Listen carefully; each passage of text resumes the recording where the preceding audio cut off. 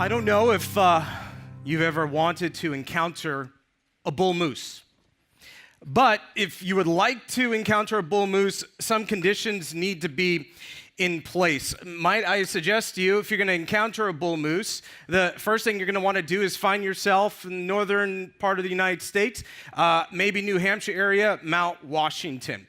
I would say the best time of the year is October, maybe late October, because for the bull moose, they are out, they're looking for their lady friends, and the last thing they want to do is deal with a human being.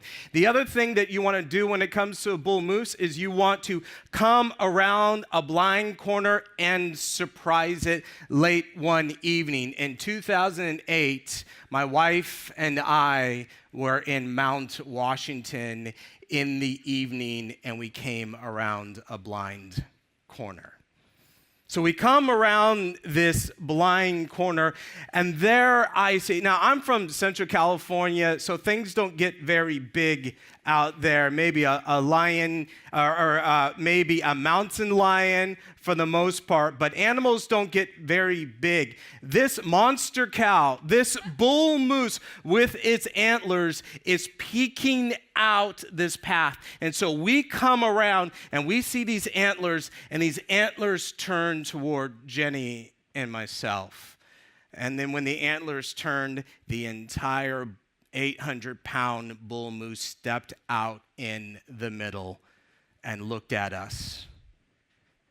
And then it dropped its horns and charged. I said what was on my heart at that moment: run! Jenny and I argue about some things. We didn't argue about that. She turned around and she ran. Now, she did a real good job of running. I noticed that she wasn't outrunning the bull moose, she was just trying to outrun me. And so I'm going up this mountain behind Jenny. She sees a bush, she jumps behind the bush, I jump behind the bush with her. The bull moose is still coming, people. It's still coming. So we jump back out. We run down the path a little farther. There's a big rock. We jump behind the rock. The bull moose is still coming, people. So we finally have to scramble our way into the brush. Here's a great thing about a bull moose is that they're stupid and they're blind. And so it wandered off. And I said to Jenny in that moment, "Oh, what were you thinking that entire time?" And she said, "I was so scared the bull moose was going to trample you." And I was like, me? But the truth is I didn't want to tell her what I was thinking at that time. See, I was 30 years old. I'd been to seminary. I'd been to Bible college down at Point Loma Nazarene University. I was now in ministry. I was planting a church. And so I had this moment with this bull moose. And I'm going to be honest with you guys, life flashed before my eyes. And even though I was a pastor and a church planter and all those things, when I thought of the last 30 years, I didn't think of a guy that had done much, that had been a blessing, that had provided anything. I thought more of myself at that moment as a Pharisee. You guys have heard Jesus refer to Pharisees. You are whitewashed tombs with dead man's bones inside. What I recognized at that moment, it didn't matter all the diplomas that I had, that my entire journey had been self-centered and was about Kevin. That this was for the glory of Kevin, not the glory of God. And so I looked back at my life over the last 30 years, and I realized I hadn't really brought much to the table. Now, maybe you don't necessarily need a bull moose to do that for you. To that moment where you think, I haven't really brought much to the table, I'm not really a blessing.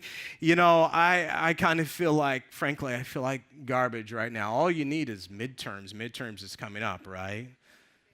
And midterms is all you need to have that moment of, what have I done? That moment of anxiety that comes over you, and why am I here? And what's the point? And I'm not going to get any good grades. And I've blown my scholarship. And what have I done with my life? Maybe if someone broke up with you, they just texted you over the last week and said it's over. And you're like, what have I done? Why am I here? Whatever it is, you have that moment where you realize, I haven't brought much to the table.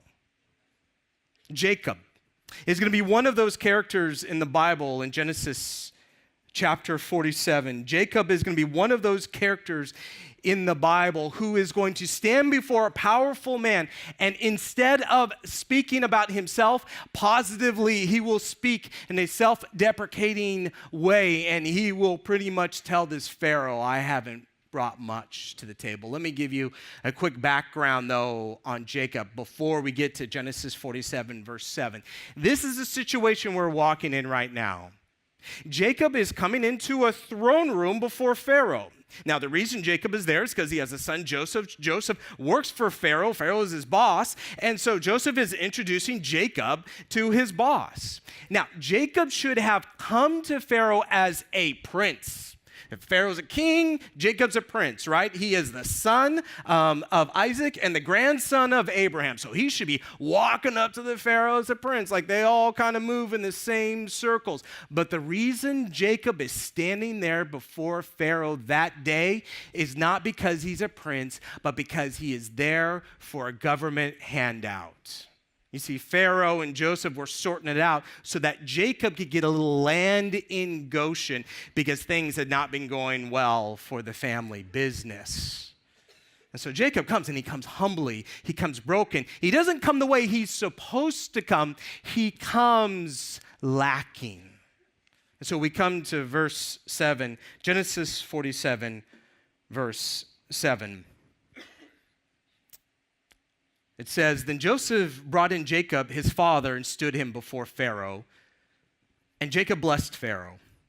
And Pharaoh said to Jacob, How many are the days of the years of your life? The Pharaoh is asking, hey, you've been on this planet. How's it going? How long have you lived? What's gone on? He's asking for an autobiographical response. He says, How many are the days of the years of your life? And Jacob said to Pharaoh, The days of the years of my sojourning are 130 years. I'm 130 years old. And then he says something here. He says, Few and evil have been the days of the years of my life, and they have not attained to the days of the years of the life of my fathers and the days of their sojourning. So he says a couple of things. He says, my days have been evil, but the other thing he says is, I've not lived up to dad, and I've not lived up to grandpa. I've not lived up to dad, and I've not lived up to grandpa. Now, I want to go back and look at that word. He says, few and evil. What he's doing at that moment is he's thinking about the last 130 years, and much like myself looking at that bull moose, and for some of you looking at your life right now, he is thinking, I haven't really brought much to the table. And for Jacob, he very well could have had a voice in his head that reminded him of all the mistakes he'd ever made. And the voice would have sounded something like this. And by the way, all the voice would have had to do is read the Bible. And the voice would have said something like this. It said, look at you, Jacob. You're there for a government handout. You're there for, to live off the dole. But when you were born, do you know what your name means, Jacob? It means heel snatcher. What does that mean? That means as you were being born, your twin brother was coming out, and you grabbed his heel, and they saw that as a sign is that you stole. You're a thief. So you are literally born a thief. And of course, it's exactly what you did. When Esau was old enough, your twin brother was old enough, you ripped him off, and you ripped off your aging father. And they were so mad at you, they kicked you out of town. Esau chased you out of town, but you took everything. You took the family wealth. So now, of course, God said to you, pulled you aside and said to you in Genesis 28, 13 through 15, he said, I am the Lord, the God of your grandfather Abraham and the God of your father Isaac. The ground you are lying on belongs to you. I'm giving it to you and your descendants. Your descendants will be as numerous as the dust of the earth. They will spread out in all directions. What's more, I am with you and I will protect you wherever you go. And he says, the earth will be blessed through you and your descendants. So God says, hey, Jacob, I know you've made some mistakes, but you're going to be a blessing. I'm going to use you in a big way. But does he actually use Jacob in a big way? Well, Jacob leaves that moment with God, that very positive encounter with God, leaves that, lives with Uncle Laban, sees this young woman, Uncle Laban's daughter, sees Rachel, says, she's very attractive, I'd like to marry her. Uncle Laban says, great, but, I'm going to this is a twofer, I want you to marry her sister too. So we got Rachel and Leah, and you have to marry. So you're not very happy about that. So you rip off Uncle Laban, and you take a bunch of his stuff. So now you've not only ripped off your dad, you've ripped off your uncle, and now he's chasing you all over the country. But finally, there's this moment that God breaks you. He wrestles with you, and he literally breaks your hip. Now, you're a shepherd, and shepherds walk 15, 20 miles a day. You need that hip, but God breaks you. And from that moment, you never rip off another person. Good on you, but then you have sons. And your sons are worse than you. Your sons are so bad, they actually sell one of their brothers because they're jealous of the brother's situation. Your sons are so bad because of what one man did in a village to one of their sisters. They murdered the entire village. That is you, Jacob. And it got so bad, even you said in Genesis 42:36, you are robbing me of my children. Joseph is gone, Simeon is gone, and now you want to take Benjamin too. Everything is going against me. You're right. You kind of earned it, didn't you? Does that voice ever sound like that? Run through the long list of all the mistakes you've ever made and reminded you that you're not going to bring anything to this world, so don't even try. So we get to this point of the story, and he says, I am evil, and we kind of have to agree, yeah, you haven't been a very good guy, not anyone that God is going to use. So the question here is he right? Is he evil and someone that God can't use? By his history, you have to say yes, close the Bible, his story's done. Except for the next verse. Let's go back to Genesis chapter 47. You almost miss it. You can almost blow right past it. Verse 10. And Jacob blessed Pharaoh, went out from the presence of Pharaoh. He blessed Pharaoh. Now, when we hear that word blessing, it's just a very Christian word. It's things we often say to one another, bless you or whatever. It's just a nice affirmative statement. Oh, bless you, bless you, bless you. But when it says that Jacob is blessing Pharaoh, there's an actual Hebrew word here, barah, and what that means is that only a few people on the planet at that time were appointed and could stand between the God of the universe and one of the greatest men on the planet at that time, which is Pharaoh, and say to the God of the universe, I invoke all the good, all the prosperity, all the riches, all the family, all the flourishing. I invoke that from the God of the universe to Pharaoh. Not everyone gets to do this, but Jacob does. Jacob does. We have this powerful moment where, and literally in one breath, he says, I'm evil, and I haven't really brought much to the table. Oh, and by the way, Pharaoh, I have asked God to give you as much as he possibly can. Is Jacob a blessing? Yes. Even whatever he's done for the last 130 years, he is still a blessing. And the truth is whatever you've done by the power of the cross in Jesus Christ, you're still a blessing. Do you believe that?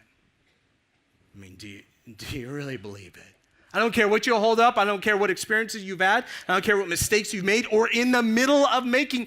At this moment, do you know that even at this moment, God will use you to bring good to a broken world? Do you actually believe that? About 4.5 years ago, I took a church in Northwest Indiana, Cornerstone Community Church, and We candidated, and it was a good group of people, and we really liked them. We felt a real connection, and we had a particular vision for this church. And so we went into that experience really excited, but 18 months into the position, a couple of families had left because the vision that we had at the time, and the vision we still have, is to make disciples. That's what we want to do, make disciples. And a couple of families left because they didn't want to do that. Well, enough families left at that point that financially we were hurting. We were already a small church. We already didn't have a lot of resources. And when those select families left, then we were really hurting. After a couple of months of being in this financial situation, I'm going to tell you guys, as a pastor, you feel like garbage. Think about this. We have to have a business meeting. I have to bring about 80 people into a room, about 50 to 80, and I have to look at them and say, I've been at this for 18 months, and unfortunately, we're having a problem paying the light bill. You want to feel like garbage? You want to ask yourself, why am I even here? What have I brought to the table? And so there in that business meeting, we gather everyone together, and I explain to them what we are going to have to do if we're going to make it past the first 18 months that I've been there. And one of the things that we had to do is that we were going to have to reduce some salaries so that we can help just keep the lights on. Guys, I felt terrible. Like I hadn't really brought much to the table here. And something beautiful happened at that moment, though. The congregation, including the elders, said, you know what we need to do at this moment? We need to pray. We need to pray. And so for the next 20 to 30 minutes, we all gathered around and we began to pray. And you know what we prayed? We invited God's help. We invited God's support. We invited everything that God has for this church, all of his resources to be poured on us. We asked God to bless us financially because we needed it.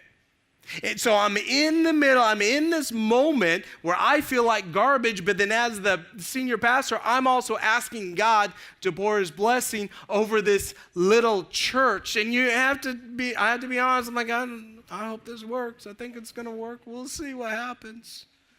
The next morning, I get a phone call from my real estate agent.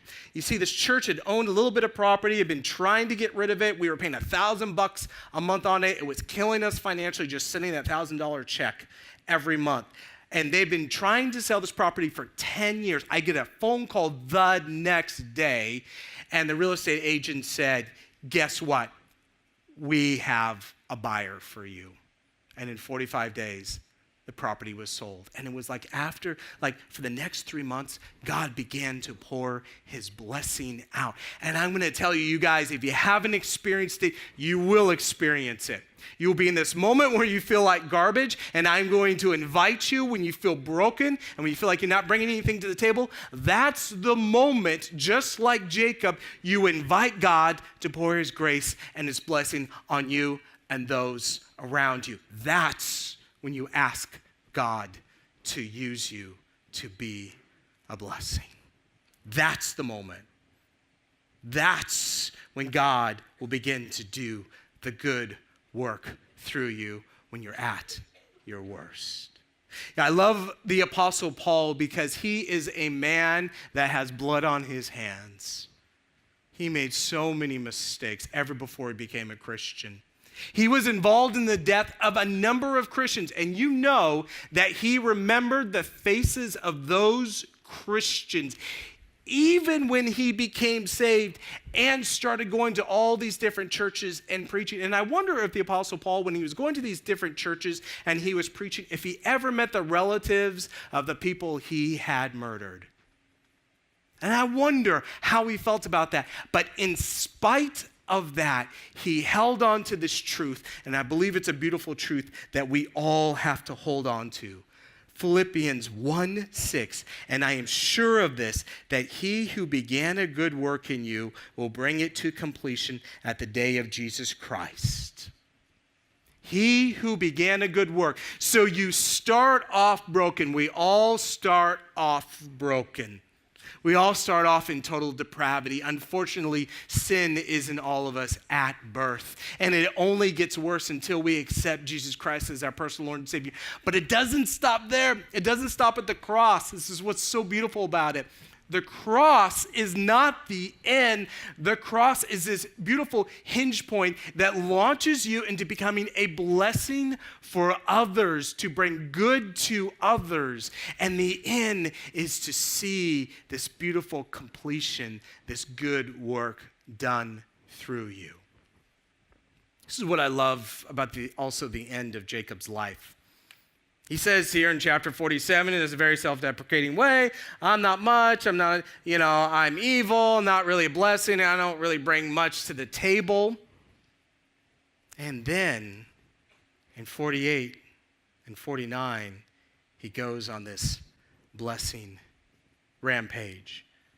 We see later on, he gathers up his sons and his grandsons. He gathers up Reuben. He gathers up Simeon. He gathers up Ephraim and Manasseh and on. And he's just blessing, blessing, blessing, blessing, blessing. But again, it's not just some nice Christian congratulatory statement. It is, no, I have called upon the power and the love of God on your life and on your life and on your life and on your life. And it will happen. So he just starts blasting his family with blessings, with the power and love of God. He becomes this beautiful channel for the good that God has for his creation.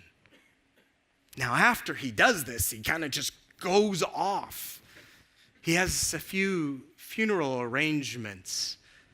And then it says in Genesis 49, verse 33, when Jacob had finished giving instructions to his sons, he drew up his feet up into the bed, breathed his last, was gathered to his people.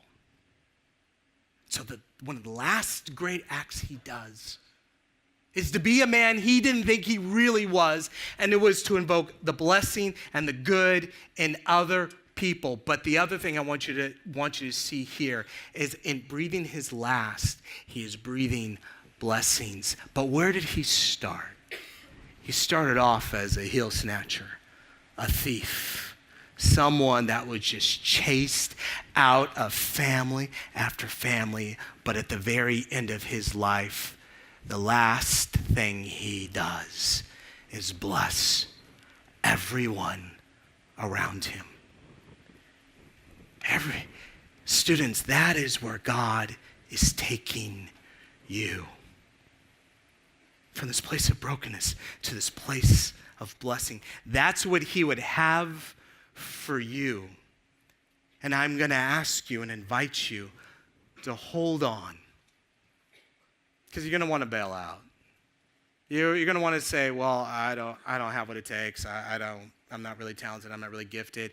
I've made too many mistakes. God can't really use me. I'm going to just kind of step aside and just let other people do the good work of God, but God can't really use me. I'm going to tell you, you're exactly the kind of person God uses. If he used Jacob, he will use you. If he gets changed Jacob from a thief to someone who just pours blessings on everyone around them in his last breath, he will do the same for you. But hold on. Don't let go. Don't let the enemy's voice pull you away from the good work that God would have you do. Discover who you're called to be at Biola University, a leading Christ-centered university in Los Angeles, with programs on campus and online. Subscribe for more of our videos and learn more at biola.edu.